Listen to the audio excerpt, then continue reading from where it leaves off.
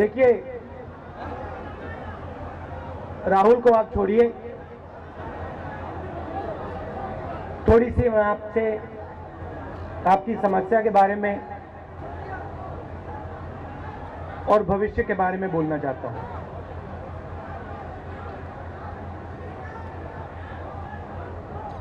Congress party में अब मैं 10-12 साल से हूं, और जब एक व्यक्ति संगठन में होता है, उस संगठन की विचारधारा आस्ते आस्ते व्यक्ति के अंदर घुसती रहती है। तो कांग्रेस पार्टी है क्या, यह सवाल उठता है, और इस सवाल का जवाब मैं रोज अपने आप को देने की कोशिश करता हूं, रोज उस सवाल के जवाब को इंप्रूव करने की कोशिश करता हूं। लोग कहते हैं कि कांग्रेस पार्टी गरीबों की पार्टी है, किसानों की पार्टी है, मजदूरों की पार्टी है। यह बात सही है, मगर सचमुच में कांग्रेस पार्टी किसकी पार्टी है, वो गांधी जी ने कहा था। और गांधी जी ने एक बार एक कोट उनका है जिसमें उन्होंने कहा कि देखो लाइन के अंत में कौन खड़ा हुआ है, देखो देश में सबसे कमजोर कौन है, और अगर जो तुम कर रहे हो उससे उस कमजोर व्यक्ति को फायदा हो रहा है तो उस काम को करो। उसका मतलब कांग्रेस पार्टी है। कुछ महीने पहले आप पंक्ति के आखिरी नंबर पे नहीं थे, आज आप पंक्ति के आखिरी नंबर में खड़े हुए हो। आपने मुझे यहां बुलाया है, मेरा फर्ज बनता है, कांग्रेस पार्टी के मेंबर होते हुए मेरा फर्ज बनता है कि आपकी जो लड़ाई है, जो लाइन के आखिरी में खड़ा हुआ है, उसकी जो लड़ाई है वो मेरी लड़ाई है, इसलिए मैं यहां आया हूं। और जब कांग्रेस पार्टी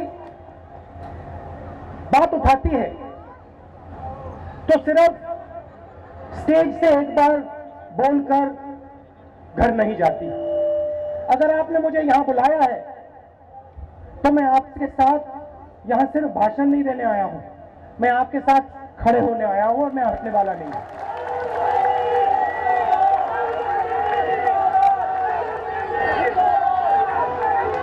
जो आपने कहा बिल्कुल सही है। अगर आपने आप 35 दिन आप खड़े रहे और आप एक साथ खड़े रहे, अगर हम एक साथ खड़े रहेंगे तो मैं आपको गारंटी करके कह दूंगा कि आपका काम हो जाएगा, उसको कोई रोक नहीं सकता। और मैं यहां आपको बताने आया हूं कि मैं ऑपोजिशन में हूं, मेरे पास समय है, मेरा जो भी समय है वो आपका समय है।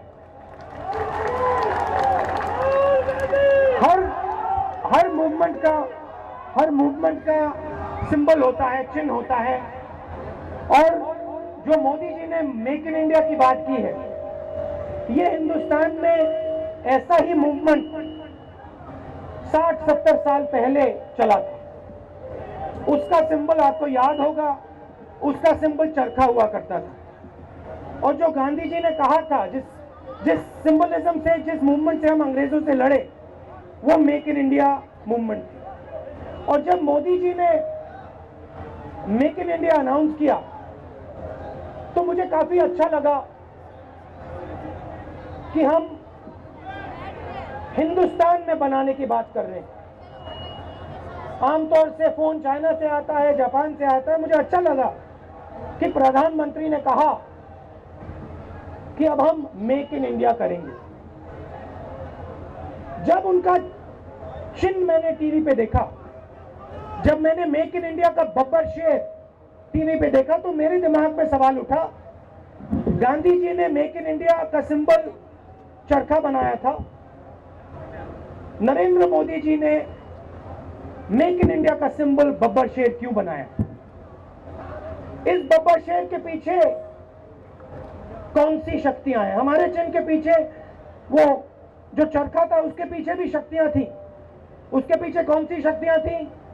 उसके पीछे स्मॉल बिजनेस की शक्ति थी, उसके पीछे हमारे किसानों की शक्ति थी, हमारे मजदूरों की शक्ति थी, कांग्रेस कार्यकर्ताओं की शक्ति थी, उन सब की शक्ति थी जिनको लगता था कि ये जो अंग्रेज आए हुए हैं ये हमें दबा रहे हैं।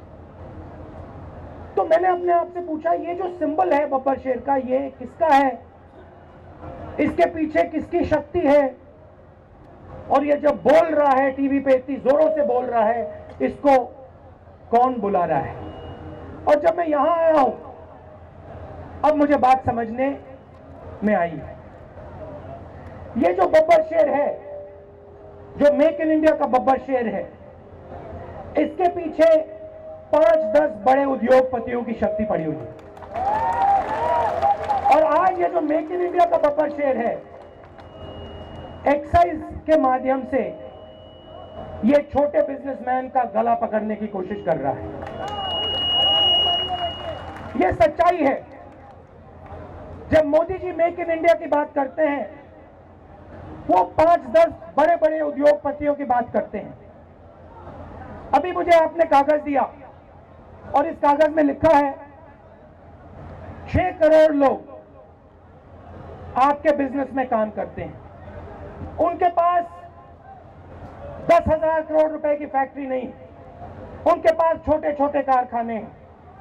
जीडीपी का वो 7% हिंदुस्तान को अपने खून और पसीने से देते हैं। ये काम आप रोज करते हो, पसीना आप रोज देते हो। ये एक्साइज ड्यूटी नहीं है, ये आपके ऊपर असैसिनेशन अटेम्प्ट है। ये आपको मारा जा रहा है, ये आपसे एक्साइज नहीं लिया जा रहा है। क्यों मारा जा रहा है?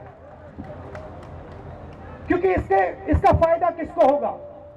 सबसे पहले इसका फायदा बड़े उद्योगपतियों को होगा, और दूसरे नंबर पे इसका फायदा उन लोगों का होगा जो आपका जो पैसा है, आपकी जो आमदनी है, उससे आप पर प्रेशर डाल के, आप पर दबाव डाल के, आपको ब्लैकमेल करके आपसे पैसा खींचे। तो ये जो बब्बर शेर है, ये उन लोगों का बब्बर शेर है। ये बिग बिजनेस का बब्बर शेर है। 5-6, सब बिग बिजनेस नहीं, मगर 5-6 बिग बिजनेस वालों का और उन लोगों का बब्बर शेर है जो आपका खून चूसना चाहते हैं, जो टैक्स डिपार्टमेंट में लोग हैं जो आपके काम, आपका पैसा आपसे छीनना चाहते हैं और लेना चाहते हैं बिना कोई काम करे, दलाली कर कर। ये उनका बब्बर शेर है। मैं यहां क्यों आया हूं? मैं यहां क्यों आया हूं? मैं यहां इसलिए आया हूं क्योंकि आप लोग आज पंक्ति में आखिरी नंबर पे खड़े हुए हो, और मैं आपको यहां आश्वासन देने आया हूं कि हम आपके साथ खड़े हैं। हम आपकी जो लड़ाई है वो सिर्फ कांग्रेस पार्टी की लड़ाई नहीं है, वो मेरी लड़ाई है और हमारे सब नेताओं की लड़ाई है। और हमारा लक्ष्य आपको जो दर्द महसूस हो रहा है, आपके दिल में जो घबराहट है, उस घबराहट को मिटाने का हमारा लक्ष्य। तो जो भी हम कर सकेंगे नरेंद्र मोदी जी को समझाने के लिए, बीजेपी पार्टी को समझाने के लिए, उनके नेताओं को समझाने के लिए, हम अपने पूरे दम से, अपनी पूरी शक्ति के साथ करेंगे। बीजेपी में एक और मुश्किल है। बीजेपी में ऐसे नेता हैं जो शायद आपकी मदद करना चाहते हैं, मगर वो नेता आज बीजेपी में डरे हुए हैं। उन्हें लगता है कि अगर हमने गलत बोल दिया तो हमारा नुकसान हो जाएगा।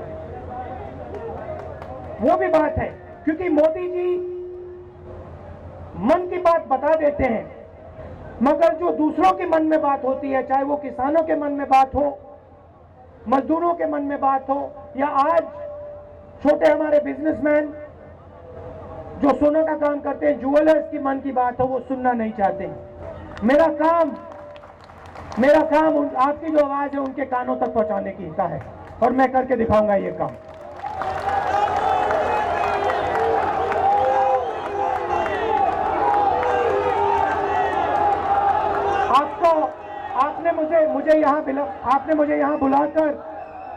आपने मुझे यहाँ बुलाकर अपना प्यार दिखाया, इसके लिए आप सबको बहुत बहुत धन्यवाद।